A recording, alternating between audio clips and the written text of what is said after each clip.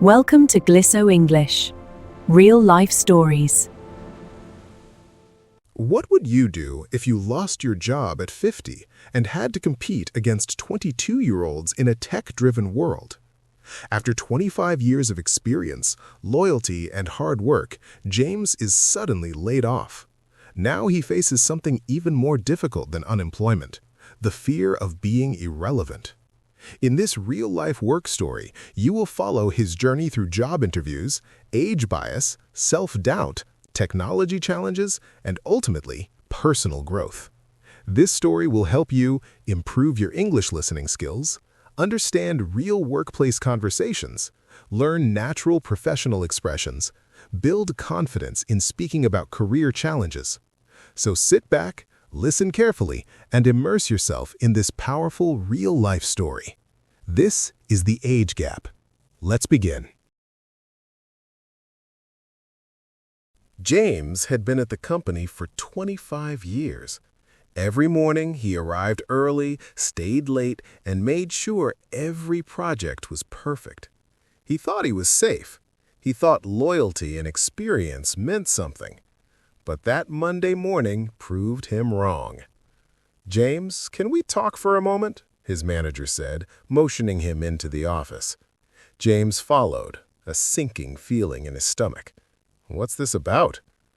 "We're restructuring," the manager began carefully, "and your position has been eliminated." James froze. "Eliminated? After all these years?" "I know this is hard. It's not about your work. It's about the company's direction," the manager said softly.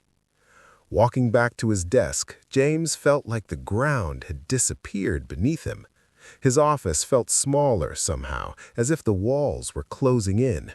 The familiar hum of computers and chatter now felt alien. He packed his things quietly, each item heavier than the last. On the bus ride home, he stared out the window at the passing city. Job postings for entry-level positions flashed on his mind. 22 years old, 22 years old, he muttered. "Am I still relevant? Can I compete?" That night, he sat with his wife at the kitchen table. "I don't know if anyone will even consider me anymore," he admitted. "You've got experience," she said, holding his hand. "People need that. You just have to find the right place." James nodded, but inside, doubt gnawed at him. This was the start of a journey he hadn't asked for, a journey that would test not just his skills, but his sense of self. James spent the next few days scrolling through job postings. Each listing made his chest tighten a little more. Entry-level experience preferred, recent graduates welcome, tech-savvy only. He printed out his resume and stared at it. It looked old. He tried to update it, adding a few courses he had taken online over the years, but even that felt insufficient. The words on the page felt inadequate compared to the flashy resumes of younger candidates he imagined. Still, he had bills to pay, and pride wouldn't help him if he stayed home. His first interview was at a small tech startup downtown. He arrived early, dressed in a neat suit, carrying his leather briefcase that had survived decades of office life. He walked past a group of fresh-faced candidates sitting in the lobby, all tapping on their laptops or scrolling on their phones. James felt a pang of self-consciousness. He adjusted his tie and reminded himself he had survived far tougher challenges than this. When the HR manager called him in, James walked confidently, but inside his nerves were buzzing. "So, James," she began, "tell me about your experience with modern development tools." He started listing what he knew, the tools he had mastered over years, the processes he had implemented, the teams he had led. But as he spoke, she could see her eyes glazing over slightly, as if she was expecting something faster, newer, more digital. Then she asked him to demonstrate a simple task on a software platform he had never used before. James stumbled. He tried to figure it out on the spot, but the younger candidates would have had it done in a few clicks. He finished awkwardly, forcing a polite smile, and apologized for not being familiar with it. Afterward, sitting in the lobby, he overheard a group of recent graduates laughing and talking about the same software as if it were second nature. James felt a wave of self-doubt wash over him. He thought about the years he had spent learning systems that now seemed obsolete, the promotions he had earned, the late nights, the all-nighters. And yet here he was, feeling like a stranger in a world he had helped shape decades ago. The bus ride home was quiet. He held his briefcase on his lap like a shield. At home, he tried to hide the disappointment from his wife, but she noticed immediately. "They don't appreciate what you bring," she said. "They just don't see it yet." James nodded silently. He knew she was right, but knowing it didn't make the sting any less sharp. That night, he opened his laptop again, scrolling through job postings and LinkedIn messages, and realized he had a choice. Let the feeling of irrelevance swallow him, or fight, adapt, and find a place where his experience still mattered. By the end of the week, James had scheduled 3 more interviews. He didn't feel ready. He didn't feel like he fit in, but he would go, because he had to, because survival and dignity demanded it. And deep down, he knew this was only the beginning. The first real test of his resilience had arrived. James's second week of interviews began with a position at a mid-sized tech company. He arrived early, rehearsing answers in his head, reminding himself to stay confident. But as soon as he walked into the office, he felt a subtle shift in energy. The receptionist greeted him politely, but there was a brief flicker in her eyes.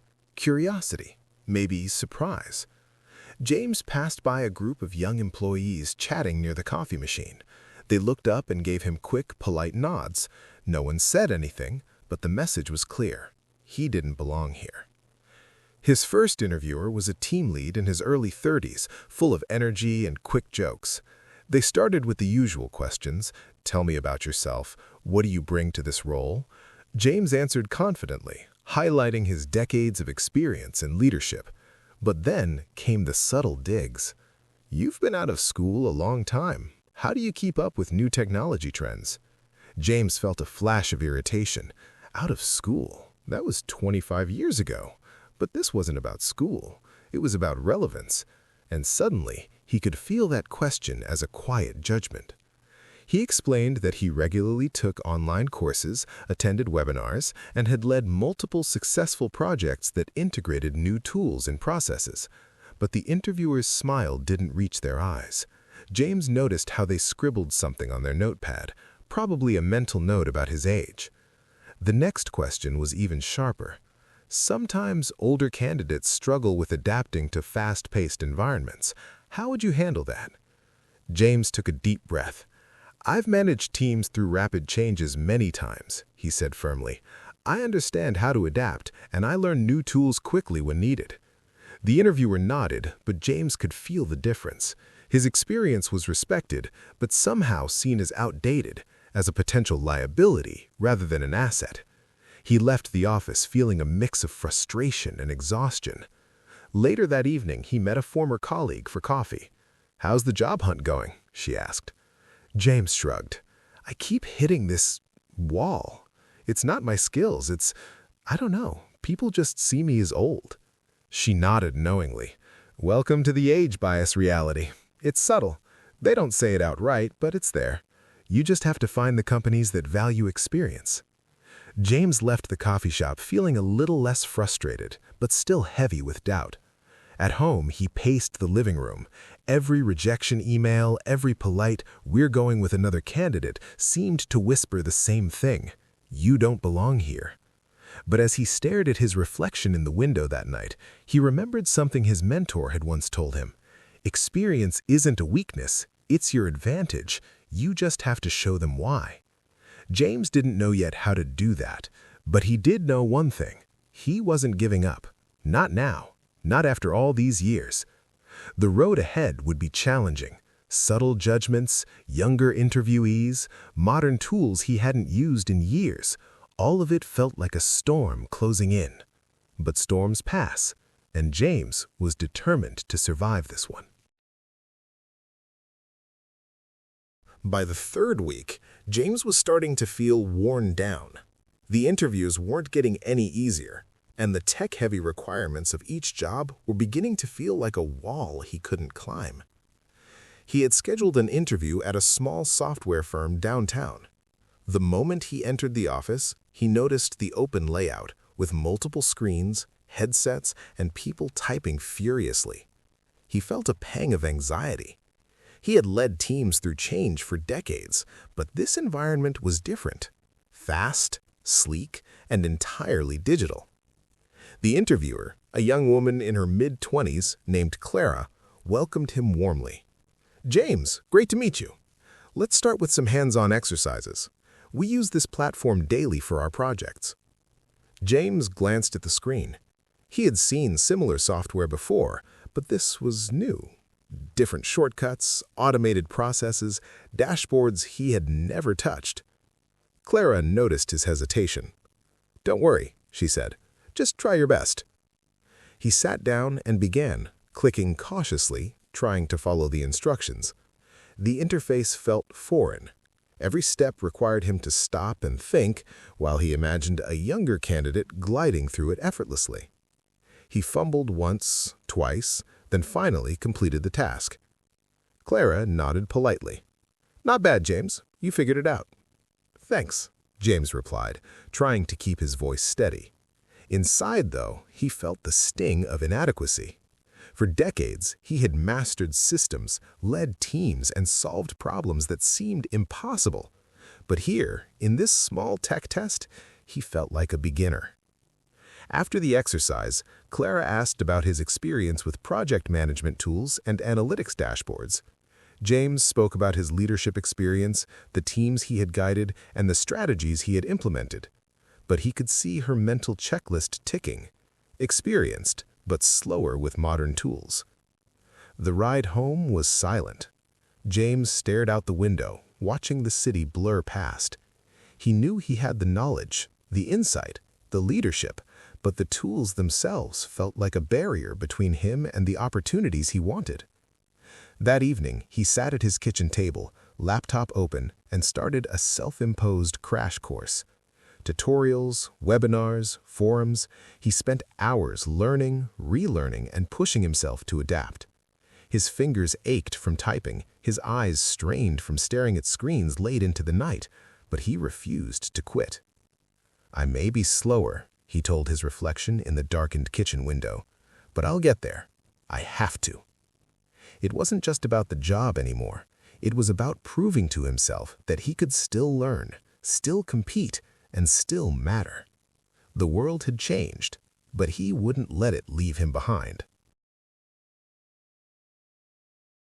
After weeks of interviews, James finally landed a temporary contract at a mid-sized tech company. It wasn't his dream role, but it was a start, a way to get back into the workforce and prove he could still contribute. The first few days went well. He impressed his team with his problem-solving skills and ability to anticipate challenges. He remembered how he had led teams in his previous job, spotting issues before they became crises, mentoring younger colleagues, and keeping projects on track. The difference now was the speed. Everything moved faster, tools changed constantly, and younger employees seemed to navigate it effortlessly. Then came the salary review. James had assumed that his years of experience would place him at a higher tier, but when he casually asked his manager about pay structures, he was shocked. A new hire, barely a year out of college, was making 30% more than him. He couldn't believe it. How is that possible?" he asked his manager quietly. "It's the market," the manager said, avoiding eye contact. "Entry-level salaries for certain tech roles have gone up. We have to stay competitive to attract younger talent." James nodded, swallowing the lump in his throat. It wasn't just about the money, it was the message it sent. Experience didn't seem to count anymore. For decades, he had been climbing the ladder, earning raises, promotions, and respect. And now, despite all that, a 20-something was earning more, faster, with less experience. He went home that night feeling frustrated and undervalued. He shared the news with his wife, who tried to comfort him. "It's not fair," she said, "but this isn't about you. It's about how the market works now. You just have to find your leverage." Leverage. The word stuck with James. He realized he needed to stop comparing himself to younger coworkers and instead focus on what he brought to the table: experience, judgment, reliability, and the ability to see the bigger picture. The next morning, he sat at his desk and made a list: skills he had mastered, projects he had led, mistakes he had learned from, decisions that had saved companies thousands of dollars. He had proof of his value, it just needed to be presented the right way. James also started preparing for conversations about salary and negotiation. For the first time, he realized that surviving in this new world meant more than showing competence. It meant advocating for himself. He had to learn how to communicate that experience was worth money, that wisdom had a price, and that years of navigating complex challenges could not be replaced by youth alone. It was a harsh lesson, but an important one. The workplace had changed, the rules had changed, and James had no choice but to adapt. The sting of seeing younger employees earn more was sharp, but it sparked something in him, a determination to prove that experience still had value. By the end of the week, he felt a renewed sense of purpose. He wasn't going to let age define him or his worth. He was going to fight, learn, and show the world that decades of experience were not irrelevant. They were invaluable. After the salary revelation, James realized that surviving in the modern workplace was about more than skills. It was about mindset. The thought that younger candidates could sometimes earn more or move faster didn't crush him anymore. Instead, it sparked a quiet determination. He knew he had to shift the way he presented himself in interviews or risk being overlooked again. His next interview was at a software consultancy that promised a challenging role and room for growth. James arrived early, carrying his polished resume, but this time he focused on more than just the words on paper. He reminded himself of the decades of experience, the teams he had led, the crises he had navigated, and the mentorship he had provided to countless younger employees. He had value that couldn't be measured by years alone. The interviewer, a cheerful woman named Sarah in her late 20s, greeted him warmly.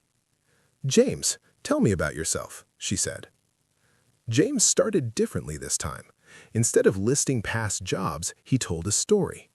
He spoke about a project where a team had been struggling with a tight deadline and a major software glitch. He described how he coordinated resources, delegated tasks, and ensured the project was delivered on time without compromising quality. Sarah leaned forward, genuinely engaged. He continued with another story, this time about mentoring a junior employee who later became a project lead. He emphasized the long-term impact of experience, showing how knowledge could ripple through an organization. By the end of his answer, Sarah was smiling. "That's impressive," she said. "You've clearly led teams and made a real impact." James realized that storytelling was powerful. Facts and figures were important, but experiences shared in a compelling way resonated more than any bullet point on a resume. Later, Sarah asked a question James dreaded. "How do you handle technology you're not familiar with?" Instead of sounding hesitant or defensive, he responded confidently. "I dive in, learn quickly, and apply it. I've adapted to new systems countless times in my career. The tools may change, but the principles remain the same." After the interview, James felt a spark of hope he hadn't felt in weeks. For the first time, he didn't feel like he was just competing against younger candidates. He felt like he was showing the value of experience in a way that couldn't be ignored. On the bus ride home, he reflected on what had changed. He'd spent weeks feeling insecure, comparing himself to 20-somethings and worrying that he was outdated.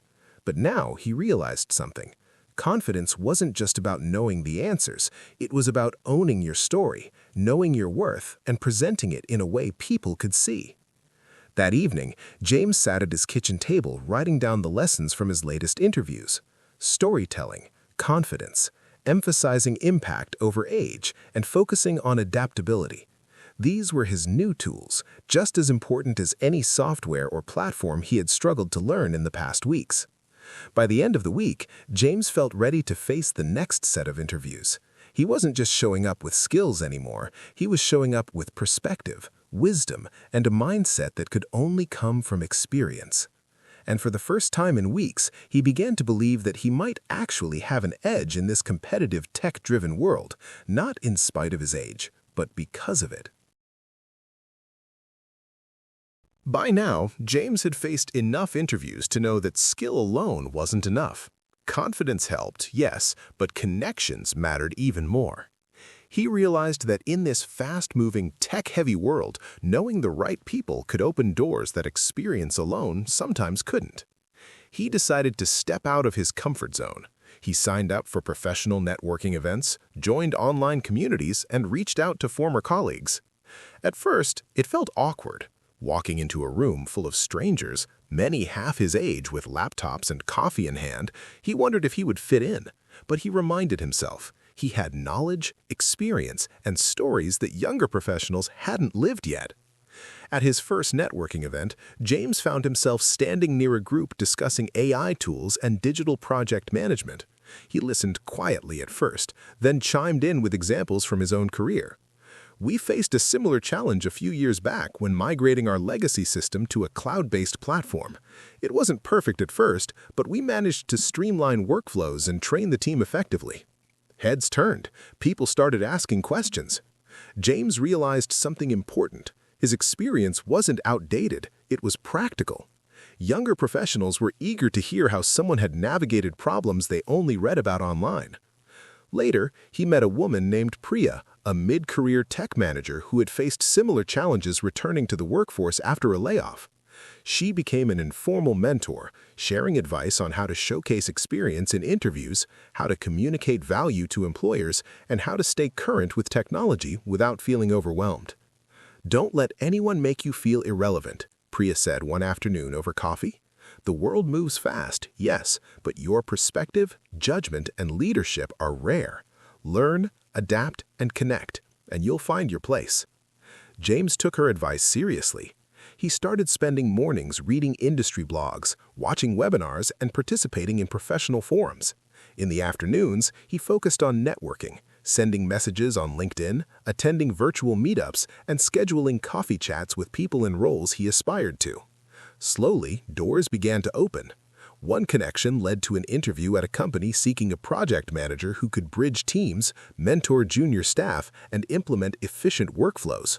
The company valued his experience and his ability to see both the big picture and the small details. James realized that networking wasn't just about getting a job, it was about finding a place where his skills and perspective were recognized. It wasn't about competing with younger candidates, it was about demonstrating that his experience could complement theirs. For the first time in weeks, James felt a sense of control. The job market was intimidating, yes, but he was no longer facing it alone. He had allies, mentors, and connections. He was building a web of support that made the challenge feel less daunting. As he walked home one evening, he thought about the journey so far. The layoff, the interviews, the awkward moments with younger colleagues, all of it had led him here. And he realized something important. Networking and mentorship weren't just professional tools, they were lifelines, guiding him through a world that had changed faster than he ever imagined. James smiled. For the first time in months, he didn't feel irrelevant. He felt ready.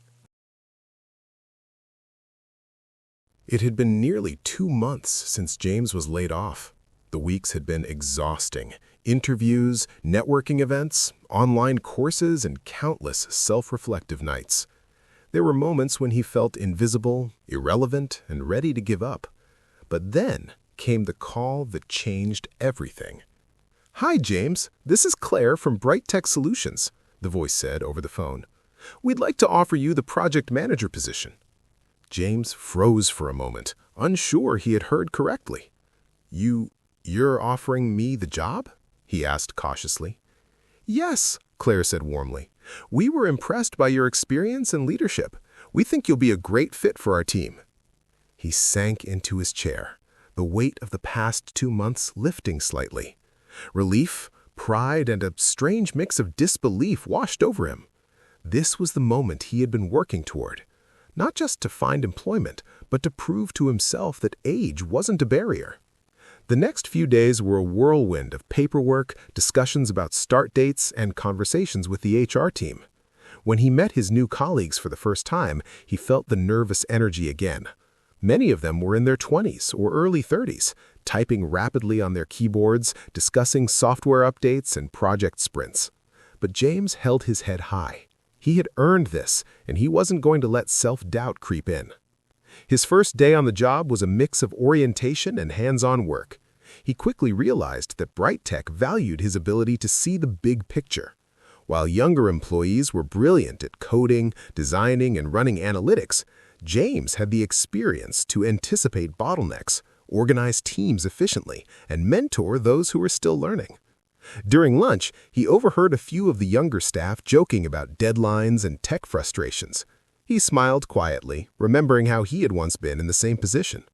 Later, a junior employee came to him for advice on a project timeline. James shared a story from his previous job, explaining how he had handled a similar situation. The employee nodded, clearly learning from his insight. That afternoon, Claire stopped by his desk. "James, I just want to say, we're so glad you joined. Your experience and perspective are exactly what we needed." James felt a warmth spread through him. All the interviews, the doubts, the struggles with technology, and the sting of salary comparisons led to this moment. He realized that the world hadn't rejected him. He just had to find the right place where his skills were valued. That evening, James called his wife. "I got it," he said, his voice trembling slightly. "The job offer. They want me."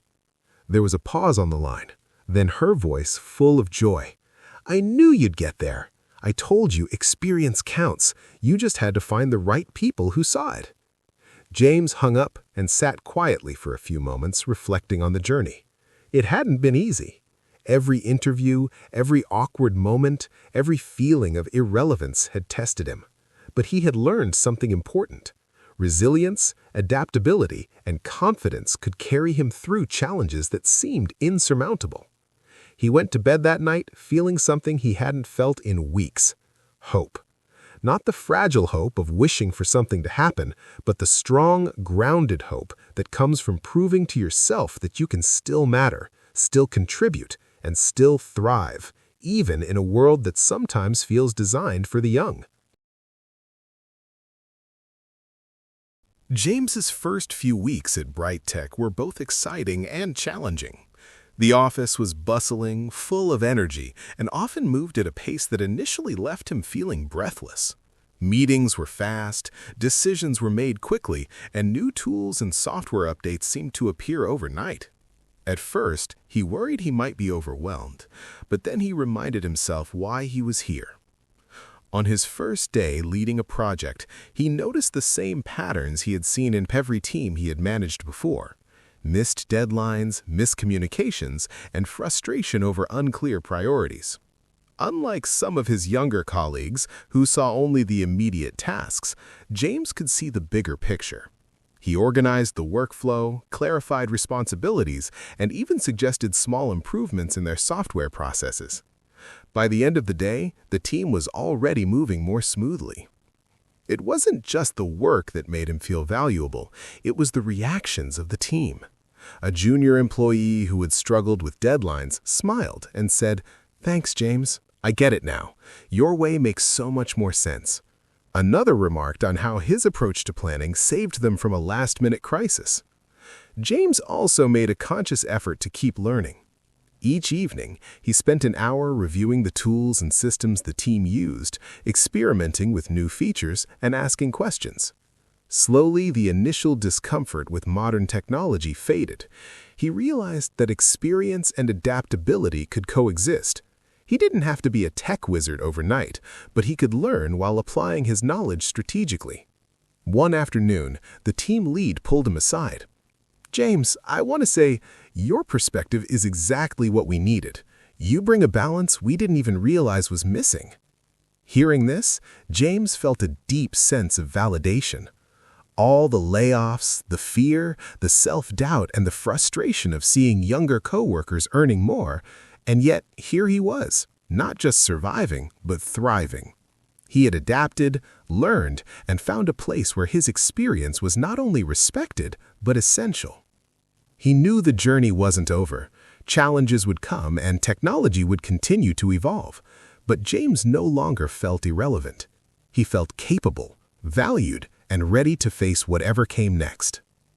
For the first time in months, he looked at his career not as a series of setbacks, but as a path that had tested him, shaped him, and ultimately led him to a place where he could truly contribute.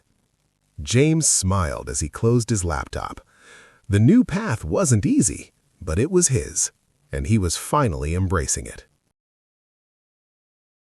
Months had passed since James started at BrightTech, and the initial nerves had slowly given way to confidence. Every day he arrived at the office with a sense of purpose, blending decades of experience with a willingness to learn, adapt, and support his team. One morning, as he walked through the office, he noticed the younger employees collaborating on a project. They moved quickly, innovatively, and sometimes chaotically. James smiled to himself. He knew how to guide them without taking over, letting their energy flow while providing structure, perspective, and insight. He reflected on how far he had come. Just 10 weeks ago, he was staring at a layoff notice, unsure of his relevance, nervous about competing with 20-somethings, and frustrated that experience seemed undervalued. The fear and uncertainty had been suffocating. But the journey had taught him something vital. Relevance wasn't defined by age, speed, or familiarity with the newest software. It was about resilience, adaptability, and confidence. It was about knowing your worth and finding the right environment that recognized it. He remembered all the moments that had tested him, the awkward interviews, the exercises with unfamiliar tools, the salary comparisons that stung more than he wanted to admit. Each one had been a lesson, forcing him to grow, to rethink how he presented himself, and to step out of his comfort zone. James also reflected on the importance of connection. Mentorship, networking, and guidance from others had been crucial. Priya, his informal mentor, had reminded him that his perspective was rare and valuable. His wife's unwavering support kept him grounded and motivated.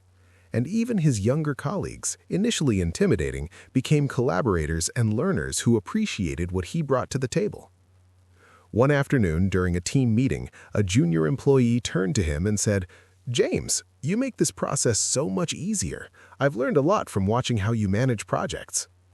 James nodded, feeling a quiet pride. It wasn't about ego.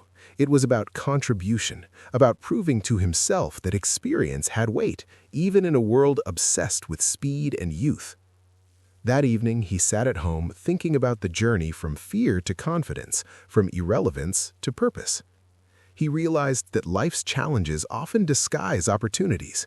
The layoff had been devastating, yes, but it had forced him to confront self-doubt, adapt to change, and ultimately find a role that valued what he could truly offer.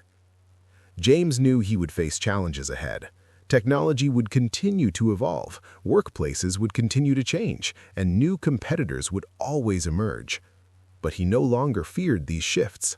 He had proven to himself that adaptability and resilience, combined with experience, could overcome any obstacle. He closed his laptop, took a deep breath, and smiled. For the first time in a long while, he felt whole. Not because the world had recognized his worth immediately, but because he had found it within himself. The journey wasn't over, but James finally understood something essential. Relevance doesn't come from age. It comes from action, growth, and the courage to keep moving forward. And with that, he was ready for whatever came next. Thank you for watching The Age Gap, real-life work story to learn English. James's journey shows us that challenges, setbacks, and age bias don't define our value. With resilience, adaptability, and confidence, we can overcome obstacles and find our place, even in a fast-changing world. If you enjoyed this story, remember to like this video to support more real-life English stories. Subscribe to the channel for weekly stories that help you improve your English listening, speaking, and vocabulary. Comment below. Have you ever faced challenges at work where you felt irrelevant? Share your story. We'd love to hear from you. Turn on notifications so you never miss a story that helps you learn English through real-life experiences. Keep practicing, keep listening, and remember, every challenge is an opportunity to grow. See you in the next story.